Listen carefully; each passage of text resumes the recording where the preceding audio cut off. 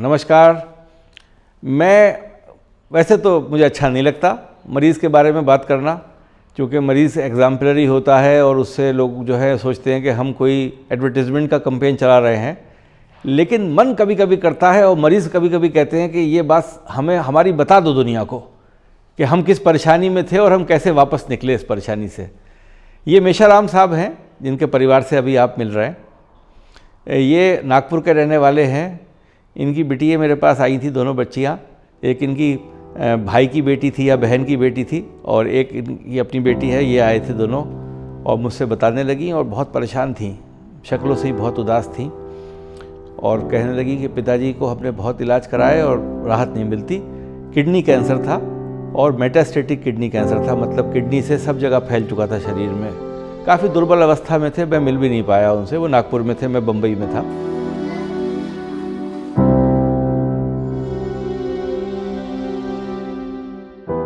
आज हम बात कर रहे हैं पेशेंट मिस्टर अशोक मेश्राम की, जो कि 64 ईयर ओल्ड मेल हैं और इनको किडनी कैंसर हुआ था अराउंड ईयर 2005 में। 2005 में इनको किडनी कैंसर हुआ और किडनी का cancer mostly renal cell carcinoma होता है, जो 90 to 95% यही होता है। तो ये एक किडनी का ट्यूमर था और जिसके लिए फिर इनकी सर्जरी की गई और इनको सर्जरी के बाद किडनी रिमूव कर दी गई। तो एक तरह से ट्यूमर भी ख़त्म हो गया और किडनी भी निकाल दी गई। उसके बाद से ये बिल्कुल ठीक रहे। इनके डॉक्टर ने कहा कि आप बिल्कुल ठीक हैं, आप रेस्ट करिए, और इनको भी ये लगा कि ये बिल्कुल ठीक है और अब बीमारी नहीं आएगी। लौट के आया, वो जो घाव काटे थे ना, वो किडनी को निकाले, उसको ही पकड़ के फिर लौट के आया। फिर भाग दौड़ना चालू हो गया। बीमारी हो गई तो फिर दौड़ धूप इधर उधर जाना हो गया। इसको बता उसको बता, 2-4 डॉक्टर को बताए हमने। 2-4 डॉक्टर ने बोले ऑपरेशन करना ही पड़ेगा, बोले ऐसा कोई दवाई से नहीं निकलता, बोले क्या। फिर एडमिट हो गया। फिर 8 दिन के बाद वहाँ पे फिर वो देशमुख ने ऑपरेशन किया। पहला ऑपरेशन किया जब मैंने मेरी एक किडनी निकाल दी। एक किडनी पे हूँ मैं, ये किडनी निकाल दी है। तो फिर 15 साल निकाला मैंने वो किडनी। मैंने कुछ दवाई नहीं लिया, कुछ नहीं, सिर्फ वो टानिक की गोली है 1-2 महीना वो लिया। फिर अच्छा लगा मेरे को उस वक़्त। फिर 15 साल के बाद फिर और वो धीरे धीरे फिर बढ़ने लगा। तो मेरे को डाउट नहीं था कि ये होगा करके, क्योंकि किडनी निकाले, किडनी को पकड़ गई था ना, वो किडनी निकाल लिए। बोला किडनी निकाली, अपनी बीमारी ख़त्म हो गई। तो पापा जो टेस्ट है ना वो छुपाते थे। जो टेस्ट बताते थे ना, मतलब दिखाते नहीं थे और बताते भी नहीं हम थे हमको कि डॉक्टर ने मुझे टेस्ट बताया या कुछ बताया करके। और टेस्ट बताया वो रिपोर्ट जो है ना हमारे नीचे रख देते थे, मतलब दिखाती थी नहीं, कुछ भी नहीं। मतलब उनको लगता था कि कुछ है, ऐसा तो लगता था उनको कि कुछ है, लेकिन वो बता नहीं रहे थे हमको।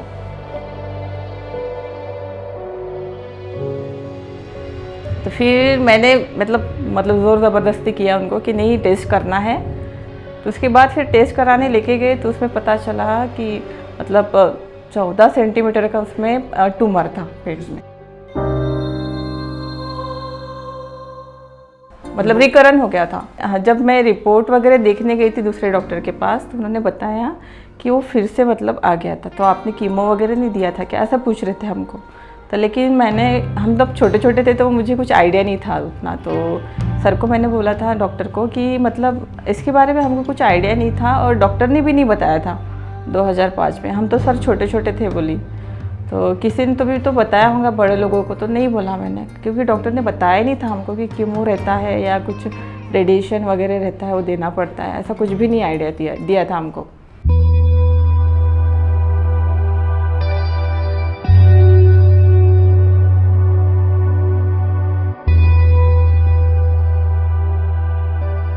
करीब 2019 में इनको ऐसी फीलिंग हुई कि जहाँ पर इनकी भूख बिल्कुल ख़त्म हो गई और इन्होंने करीब खाना जो है वो बंद कर दिया। साथ में इनको वेट लॉस हुआ काफ़ी ज़्यादा, और इसके अलावा इनको हल्का सा बस कोई ख़ास ज़्यादा सिम्टम्स नहीं थे, बस एक तबीयत गिरी लगती थी। इनकी फैमिली ने फिर इनको इंसिस्ट किया कि आप टेस्ट करा लीजिए, और इनका एक प्रिलिमिनरी एक्सरे हुआ।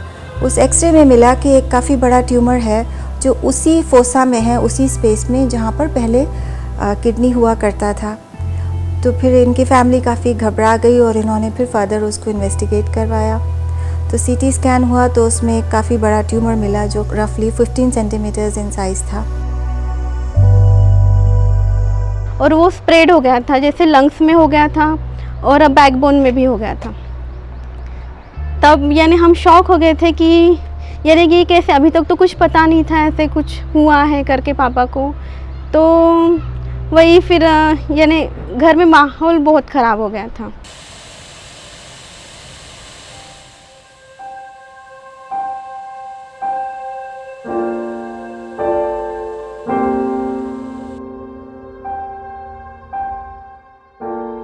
ये मेरे को तो नहीं पता है, और लड़की को सब पता है। मैं सारा दिमाग मेरा उस वक़्त ख़राब हो गया था कि सब इनके ऊपर छोड़ दिया, बच गया तो बच गया, गया तो गया ऊपर। और जाने के बाद भी इसको कोई फ़र्क नहीं गिरना, इसको पेंशन मिलना ही है। क्या मैं भी गया, अभी भी कभी भी गया तो इसको पेंशन मिलना ही है। ज़्यादा मिलने की थोड़ी कम मिलेंगी। क्या इसको बोला कोई टेंशन मत ले, पैसे तेरे लिए लगा के रख दिया मैंने, तो आप मस्त आराम से खा सकती है मरे तक।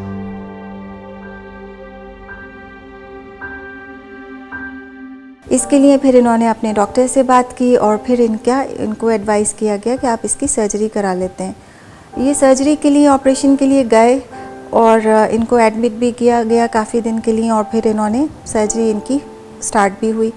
लेकिन जब डॉक्टर्स ने ओपन किया तो वो उनको लगा कि ये इनऑपरेबल है, क्योंकि वो लिवर को भी टच कर रहा था और उनको काफ़ी बड़ा ट्यूमर था और वो अप्रोच नहीं कर पाए एज सच कि उसको रिमूव कर पाएँ। इसकी वजह से वो ट्यूमर जो है उन्होंने फिर टच नहीं किया, उसे अप्रोच नहीं किया और उसको क्लोज़ कर दिया। और फिर फैमिली को कुछ दिन के बाद उन्हें बताया कि ये ऑपरेशन सक्सेसफुल नहीं हुआ and they could not remove the tumour. And they also predicted कि इनकी लाइफ एक्सपेक्टेंसी रफली 2 to 3 months है at that point of time. घबरा गई थी मैं, कुछ दिमाग में कुछ काम नहीं कर रहा था।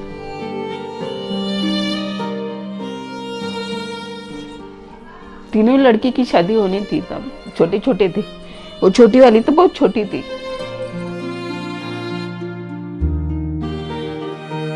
ये डरते हैं, लेकिन घर के लोग डरते हैं। आदमी का मुखिया है ना घर में, जब मैं बैठा भी रहूँगा यहाँ पे घर में तो भी मुखिया हो क्या, तो मैं रहूँगा तो घर की शान रहेंगी। मैं नहीं, घर की शान चले, कोई नहीं पूछने वाला इनको फिर। हाँ, उस टाइम तो यानी दिमाग ही काम नहीं कर रहा था, ऐसे सोच रही थी क्या करूँ। बस मैं सर्च करते गई, यूट्यूब पे देखा कि जमाल खान सर के वीडियोस, यानी कैंसर ट्रीटमेंट डाला तो जमाल खान सर के वीडियोस आए। तो फिर मैंने सुदर्शन जायसवाल का वीडियो देखा था मैंने, और मोनिका गोगोई, उनका भी 4th स्टेज का कैंसर था, उनका भी वीडियो देखा। तो ऐसे मुझे लगा कि नहीं कुछ हो पाएगा यहाँ पे। एक्चुअली हमारे पास तो कोई और रास्ता नहीं था कि क्या करें क्या नहीं करें, डॉक्टर ने तो छोड़ दिया था हमको ऐसे ही। तो बस मुझे लगा कि यही एक रास्ता है जो हम कुछ कर पाएंगे यहाँ पे। और यानी आधा तो ट्रस्ट तभी हो गया था हमको कि नहीं सर कर पाएंगे ये। तो मैंने बस अपनी सिस्टर से बोला कि नहीं हमको करना ही है ये, कोई कुछ भी बोले। सबने बोला था कि नहीं, यूट्यूब वाले यानी देखने के पहले ही बोल दिया था फेक रहता है करके, ऐसा कुछ नहीं रहता। चीज़ें फेक रहती है। तो मेरी बुआ जो है तो उन्होंने हमें बहुत सपोर्ट किया इन सब चीज़ों के लिए। फैमिली काफ़ी डिसअपॉइंटेड हो गई और काफ़ी डिस्टर्ब थी, तो उन्होंने अपने ट्रीटमेंट मेथड सर्च किए। उन्होंने आयुर्वेदिक ट्रीटमेंट को भी एक्सप्लोर किया और उन्होंने डेनवैक्स ट्रीटमेंट को भी एक्सप्लोर किया। फिर कुछ टाइम के बाद उन्होंने 2019 में रफली अराउंड सितंबर अक्टूबर में उन्होंने डॉक्टर ख़ान से अप्रोच किया और उन्होंने डॉक्टर ख़ान से कहा कि हम इसका एक बार ट्राई करना चाहते हैं, ये आपका ट्रीटमेंट। बुआ बोल रही थी, नहीं मैंने बोला एक बार आप मुंबई जाके तो देखो, सर से मिल के तो देखो, एक बार जाने में क्या हर्ज है। तो सर जिस टाइम आए तब हम गए थे मुंबई, तो मेरी सिस्टर मिल के आई, बात करके आई, वहाँ पे पेशेंट देखे, उनसे बात की, उनके रिलेटिव से बात की, तो सब पॉजिटिव बोले। और कुछ पेशेंट तो ऐसे थे कि पूरी तरह ठीक होके फिर सर से मिलने आए थे। जमाल खान से डायरेक्टली बात किया तो जमाल खान सर से तो मतलब पूरे ही पॉजिटिव वाइब्स आ गए कि हाँ ठीक हो सकता। सर ने बोला कि मैं ये नहीं बोल सकता, बोले कि ट्यूमर डिस्ट्रॉय होगा बट तुमको पॉजिटिव वाइब्स आएंगे, हमको ऐसा बोला। तो फिर हमको कुछ टेंशन ही नहीं रहा उसके बाद। डॉक्टर खान ने उनको एडवाइस किया कि हम ये ट्रीटमेंट जो है आपका स्टार्ट करेंगे, इससे आपकी क्वालिटी लाइफ अच्छी हो जाएगी, और लेकिन हम ये नहीं कह सकते कि ये ट्यूमर श्रिंक कर पाएगा कि नहीं। और जिस वक्त ट्रीटमेंट स्टार्ट हुआ था तो उनको डिज़ीज़ जो है वो लंग में और बोन में भी चली गई थी। तो वो बेसिकली मेटास्टैटिक डिज़ीज़ थी, M1 डिज़ीज़ जिसे हम कहते हैं, और वो स्टेज 4 थी जिस वक्त वो हमारे पास आए थे। सर हम सोच रहे थे कि मतलब कुछ साल उनके बढ़ जाएंगे तो हमारे लिए अच्छा हो जाएगा, वही सोच रहे थे हम। और हमारे फैमिली में किसी ने ये बोला कि आयुर्वेदिक करो, हाँ बट आयुर्वेदिक मतलब ये लास्ट स्टेज के लिए आयुर्वेदिक काम नहीं कर सकता था उस टाइम। बट बहुत लोगों ने बोले कि नहीं आप आयुर्वेदिक ही करो, कि यहाँ वेस्टेज ऑफ मनी। एक्चुअली मेरे चाचू ने भी बोला था कि आयुर्वेदिक ही करो। सर का भी कहना है कि आप आयुर्वेदिक करो, ये भी ट्रीटमेंट स्टार्ट करो तो कोई प्रॉब्लम नहीं। इसको माइंड में रखते हुए ट्रीटमेंट स्टार्ट हुआ, और ट्रीटमेंट के स्टार्ट होने के बाद फर्स्ट डोज में उन्हें कोई ख़ास पता नहीं चला, सेकंड डोज में भी उन्हें कोई कुछ ये एहसास नहीं हुआ कि इस ट्रीटमेंट से फ़ायदा हो रहा है। थर्ड डोज ऑनवर्ड्स डेनवैक्स की उनको ये फीलिंग हुई कि हाँ मुझे फ़ायदा हो रहा है, थोड़ी भूख बढ़ रही है, और उन्होंने थोड़ा बहुत खाना पीना अपना शुरू किया। धीरे धीरे करके इस बात को आज 2021 हो रहा है, और जितने महीने वो हमारे साथ अब तक इलाज करा रहे हैं उसमें बीच में एक डॉक्टर साहब ने ट्रीटमेंट भी ऐड किया था। वो भी टारगेटेड थेरेपी है for a small duration of time, और उसके बाद उनको अपने डेनवैक्स पे ही रखा। अभी प्रेजेंटली जो रिपोर्ट आई है सर, तो उसमें दिख रहा है कि मतलब लंग्स में भी नहीं है उनका, और बैकबोन में तो पहले ही चला गया था। मतलब स्टार्टिंग में जब हमने 6 डोजेज लगाए थे, उसके बाद फिर और डेनवैक्स के डोजेज लगाए थे 6, उसके बाद फिर और डॉक्टर ने 6 बढ़ा दिए थे। लेकिन एक्चुअली अभी जो लास्ट के जो डोजेस थे ना, उसमें बहुत अच्छा रिजल्ट आया है। मतलब उनका लंग्स का भी चला गया था, और बैकबोन का तो पहले ही चला गया था, और जो ट्यूमर था ना 14 सेंटीमीटर, वो थोड़ा आधा हो गया था।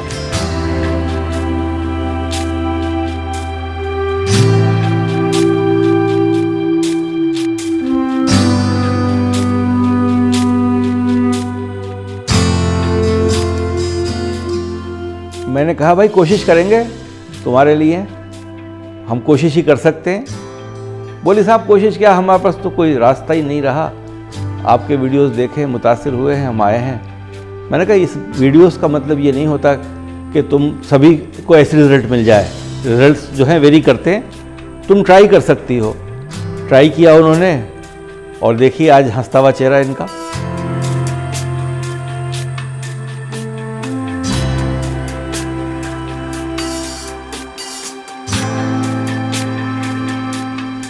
डेढ़ साल हो गया इलाज किए हुए। 1.5 साल में हमने इलाज किया। पेट CT स्कैन बताता है कि बीमारी नहीं है। वो खुद कहते हैं कि छुप छुप के वो कई किलोमीटर घूमने चले जाते हैं, ना सांस फूलती है ना थकान होती है, और खूब खाना खाते हैं, खूब भूख लगती है। आज उनकी शक्ल से भी आप पहचान नहीं सकते कि ये कभी ऐसे बीमार थे। मैं तो दवाखाने में ही था। हाँ, मेरे को ये बीमारी के बारे में मेरे को पता ही नहीं था अभी तक। जब डोज चालू किया ना, जब मेरे को मालूम पड़ा, ये लड़कियां बताती थी नहीं थी, क्योंकि कई लोग इससे ही गए, मालूम हो गया। अभी उस दिन देखो ना, एक जन वो कोरोना का, ये मेरा दोस्त कोरोना हो गया बोले उसको, साला उसको हार्ट अटैक आ गया, हार्ट अटैक हो गया लंबा। लेकिन अपन उसके बारे में नहीं, कोई भी बीमारी रहो कुछ भी रहो, अपन डेयरिंग से काम करते, हिम्मत से कर। जब हिम्मत है तो सब सारी बीमारी भाग जाती, हिम्मत की वजह से।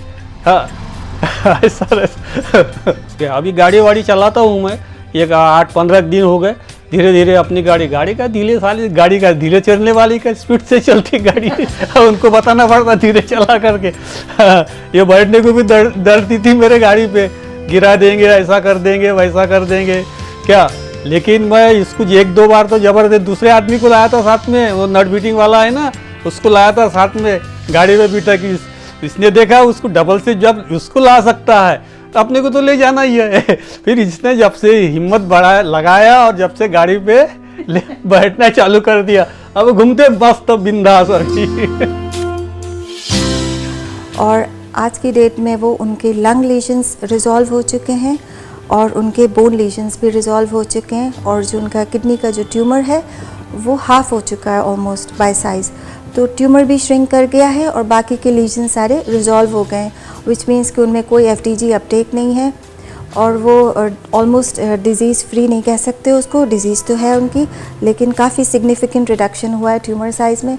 क्लिनिकली वो बहुत ज़्यादा बेनिफिटेड हैं इन द सेंस कि वो अब खा सकते हैं, उनका वेट गेन हो गया और वो उनकी एपिटाइट बहुत अच्छी है। अब वो डे टू डे अपने रूटीन काम करते हैं, वो ड्राइव भी करते हैं, वो वॉक अराउंड करते हैं, अपने घर के कामों में पार्टिसिपेट करते हैं और उनका वेट जो है वो 45 kg से 60 kg हो गया है। हीमोग्लोबिन उनकी रफली 13.6 है, वो भी बहुत अच्छा है और उनके सारे पैरामीटर्स बिल्कुल परफेक्ट हैं। एज सच उनको कोई इल फीलिंग नहीं है और उनको कोई भी बीमारी के कोई साइंस और सिम्टम्स नहीं हैं। वो अपनी ख़ुद के वर्ड्स में कहते हैं कि he is feeling much better and he is almost back to normal.